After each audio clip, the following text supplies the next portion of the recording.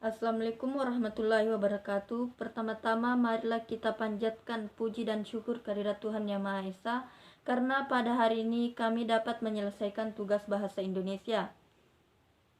Perkenalkan, kami dari kelompok 8.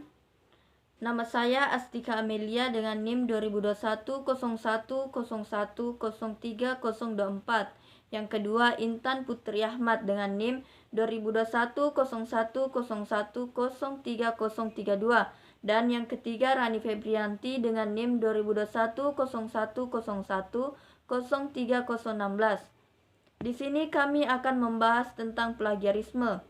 Plagiarisme merupakan salah satu tindak kejahatan akademik karena di dalamnya terdapat unsur pencurian, berupa pencurian ide-ide dan gagasan tanpa mencantumkan sumber aslinya. Hal tersebut sangatlah bertentangan dengan prinsip pendidikan yang menciptakan sumber daya manusia yang berilmu dan berakhlak mulia. Definisi plagiarisme. Plagiarisme itu sering disebut plagiat, adalah penjiplakan atau pengambilan karangan, pendapat, dan sebagian dari orang lain, dan menjadikannya seolah karangan dan pendapat sendiri. Plagiat dapat dianggap sebagai tindak pidana karena mencuri hak cipta orang lain.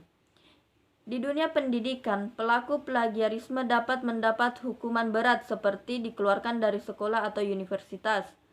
Tindakan plagiarisme ini bisa berdampak pada masyarakat berupa berkurangnya kreativitas masyarakat karena akan timbul rasa was-was karena takut karyanya dijiplak orang lain, sehingga masyarakat malas berkarya dan menyalurkan ide-ide baru. Selain dampak pada masyarakat, plagiarisme juga berdampak pada penulis asli dan individu yang melakukan plagiarisme. Yang pertama yaitu plagiarisme itu sendiri merupakan suatu bentuk pelanggaran terhadap norma sosial, dan yang kedua, tindak plagiat disebabkan karena ketidaksadaran pelaku bahwa ia telah melakukan tindakan plagiarisme. Kategori plagiarisme. Plagiarisme kata demi kata. Penulis menggunakan kata-kata penulis lain tanpa menyebutkan sumbernya. Yang kedua, plagiarisme atas sumber. Penulis menggunakan gagasan orang lain tanpa memberikan pengakuan yang cukup. Dan yang ketiga, plagiarisme kepengarangan. Penulis mengakui sebagai pengarang. Langsung saja, saya akan melanjutkan materi yang dibawakan oleh Astika. Dalam buku Bahasa Indonesia, sebuah pengantar penulisan ilmiah, Felicia Utorodewo, DKK, menggolongkan hal-hal berikut sebagai tindakan plagiarisme. Yang pertama, mengakui tulisan orang lain sebagai tulisan sendiri. Yang kedua, mengakui gagasan orang lain sebagai pemikiran sendiri. Yang ketiga, mengakui temuan orang lain sebagai kepunyaan sendiri. Yang keempat, mengakui karya kelompok sebagai kepunyaan atau hasil sendiri.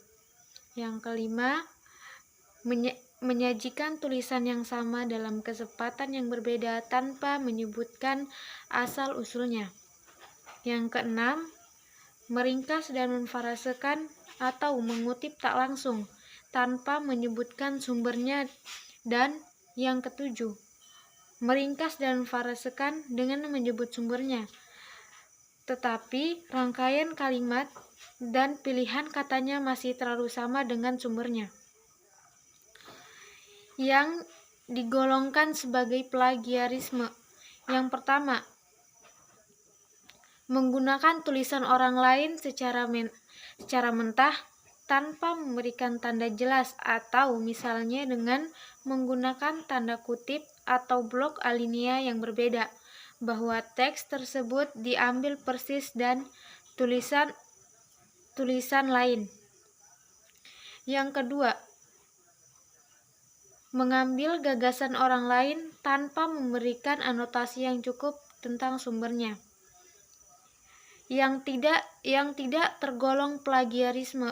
Yang pertama, menggunakan informasi yang berupa fakta umum. Yang kedua, menuliskan kembali dengan mengubah kalimat atau parafrase. Yang ketiga, mengutip secukupnya tulisan orang lain dengan memberikan tanda batas jelas bagian kutipan dan menuliskan sumbernya. Berikutnya, kerugian yang ditimbulkan dari tindakan plagiarisme adalah sebagai berikut. Yang pertama, kerugian bagi penulis asli. Yang kedua, kerugian bagi plagiator. Undang-Undang Plagiarisme.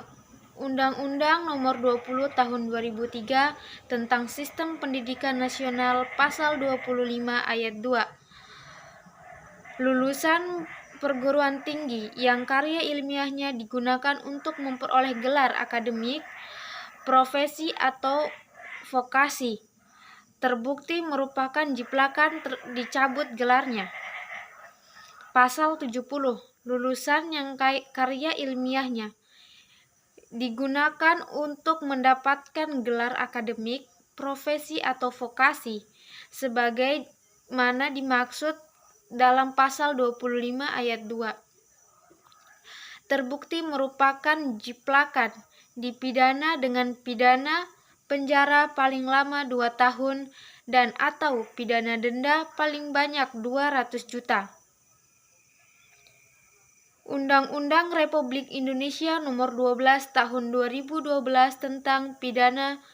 tentang pendidikan tinggi. Pasal 28. Gelar akademik, gelar vokasi atau gelar profesi dinyatakan tidak sah dan dicabut oleh perguruan tinggi apabila karya ilmiah yang digunakan untuk memperoleh gelar akademik, gelar vokasi atau gelar profesi terbukti merupakan hasil jiplakan atau plagiat. Pasal 42. Lulusan pendidikan tinggi yang menggunakan karya ilmiah atau gelar profesi terbukti merupakan hasil jiplakan atau plagiat. Pasal 42. Lulusan pendidikan tinggi yang menggunakan karya ilmiah untuk memperoleh ijazah dan gelar yang terbukti merupakan hasil jiplakan atau plagiat, ijazahnya dinyatakan tidak sah dan gelarnya dicabut oleh perguruan tinggi.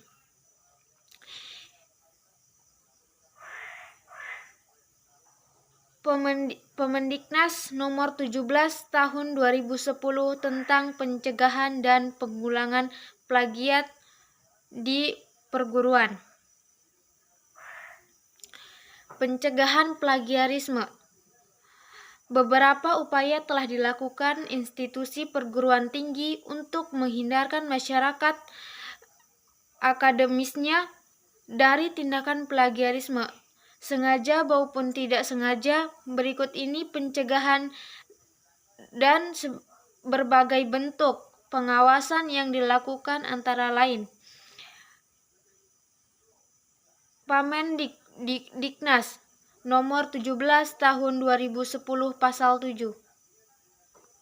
1. Karya mahasiswa atau skripsi, tesis, dan disertasi dilampiri dengan surat pernyataan dari yang bersangkutan yang menyatakan bahwa karya ilmiah tersebut tidak mengandung unsur plagiat. Yang kedua, pimpinan perguruan tinggi berkewajiban mengunggah semua karya ilmiah yang dihasilkan di lingkungan perguruan tingginya, seperti portal Garuda atau portal lain yang ditetapkan oleh Direktorat Pendidikan Tinggi. Yang ketiga, sosial terkait dengan Undang-Undang Hak Cipta Nomor 19 Tahun 2002 dan Permendiknas Nomor 17 Tahun 2010 kepada seluruh masyarakat akademis. 4. Sosialisasi terkait dengan Undang-Undang 4. Pimpinan perguruan tinggi mengawasi pelaksanaan kode etik mahasiswa atau dosen. peneliti, tenaga kependidikan yang ditetapkan oleh sanad perguruan tinggi, organ lain yang sejenis, yang antara lain berisi kaidah pencegahan dan penggulangan. Baiklah, saya akan menjelaskan contoh dari plagiarisme. 1. Pada setiap karya ilmiah yang dihasilkan di lingkungan perguruan tinggi harus dilampirkan pernyataan yang ditandatangani oleh penyusunannya bahwa karya ilmiah tersebut bebas plagiat. Apabila di kemudian hari terbukti terdapat plagiat dalam karya ilmiah tersebut, maka penyusunannya bersedia menerima sanksi sesuai ketentuan peraturan perundang-undangan. Yang kedua, selain bentuk pencegahan yang telah disebutkan di atas, berikut langkah-langkah yang harus diperhatikan untuk mencegah atau menghindarkan kita dari plagiarisme. 1. Pengutipan. Menggunakan 2 tanda kutip jika mengambil langsung satu kalimat dengan menyebutkan sumbernya. Menuliskan daftar pustaka atas karya yang dirujuk dengan baik dan benar. Yang dimaksud adalah sesuai panduan yang ditetapkan masing-masing institusi dalam penulisan daftar pustaka. Yang kedua, paraphrase. Paraphrase adalah mengungkapkan ide atau gagasan orang lain dengan menggunakan kata-kata sendiri, tanpa merubah maksud atau makna ide atau gagasan dengan tetap menyebutkan sumbernya. 3. Sertakan sitasi. Sitasi adalah sebuah keharusan. Hal tersebut juga berlaku meskipun penulis tidak menggunakan kata-kata yang sama persis. Pernyataan sitasi di sini artinya penulis harus memberikan keterangan dari mana informasi yang ditulis didapat. Sumber tersebut tidak hanya untuk buku, jurnal, skripsi, atau rekaman audio atau visual, namun juga sitasi untuk gagasan dari internet juga harus dicantumkan. Penulis sitasi juga penting untuk dilakukan ketika penulis merasa ragu dengan keakuratan informasi yang disajikan. Sitasi dapat berupa body note maupun footnote. Yang keempat, catat berbagai sumber daftar pustaka sejak awal. Daftar pustaka adalah salah satu kewajiban yang tidak boleh dilupakan ketika menulis karya tulis. Sayangnya, masih ada yang baru mendata ulang daftar pustaka setelah tulisan selesai. Hal seperti itu tidak salah, namun sangat berpotensi untuk melewatkan 1, 2, atau beberapa sumber sekaligus. Dalam artian, citasinya telah tercantum di body note atau footnote, namun luput dari daftar pustaka. Dengan mendata apa saja sumber yang dipakai sejak awal, kesalahan bisa diminimalisir pun akan sangat membantu dalam penyusunan daftar pustaka. Yang kelima, lakukan interpretasi untuk memperkuat gagasan yang disampaikan. Terkadang ada pendapat yang harus dijadikan bahan perbandingan atau dipinjam. Dalam hal ini, bisa jadi analisisnya terlalu rumit maupun butuh interpretasi tambahan. Interpretasi dilakukan seperlunya. Kemudian, pencegahan plagiarisme oleh mahasiswa. Permendiknas nomor 17 tahun 2010 pasal 10. 1. Dalam hal diduga telah terjadi plagiat oleh mahasiswa, ketua jurusan atau departemen, atau bagian membuat persandingan antara karya ilmiah mahasiswa dengan karya dan atau karya ilmiah yang diduga merupakan sumber yang tidak dinyatakan oleh mahasiswa. 2. Ketua jurusan atau departemen atau bagian meminta seorang dosen sejawat sebidang untuk memberikan kesaksian secara tertulis tentang kebenaran plagiat yang diduga telah dilakukan mahasiswa. Yang ketiga, mahasiswa yang diduga melakukan plagiat diberi kesempatan melakukan pembelaan di hadapan ketua jurusan atau departemen atau bagian. Yang keempat, apabila berdasarkan persandingan dan kesaksian telah terbukti terjadi plagiat, maka ketua jurusan atau departemen atau bagian menjatuhkan sanksi kepada mahasiswa sebagai plagiator. Yang kelima, Apabila salah satu dari persandingan atau kesaksian ternyata tidak dapat membuktikan terjadinya plagiat, maka sanksi tidak dapat dijatuhkan kepada mahasiswa yang diduga melakukan plagiat.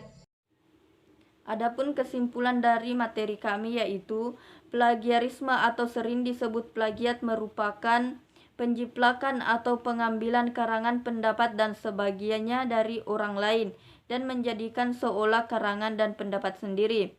Plagiat dapat dianggap sebagai tindak pidana karena mencuri hak cipta orang lain. Tindakan plagiarisme bisa berdampak pada masyarakat berupa berkurangnya kreativitas masyarakat karena akan timbul rasa was-was karena takut karyanya dijiplak orang lain sehingga masyarakat malas berkarya atau menyalurkan ide-ide baru. Hal ini juga membuat pola pikir masyarakat yang tadinya produktif menjadi reproduktif. Mungkin sekian yang dapat kami presentasikan. Apabila ada salah kata mohon dimaafkan. Saya akhiri dengan ucapan wassalamualaikum warahmatullahi wabarakatuh.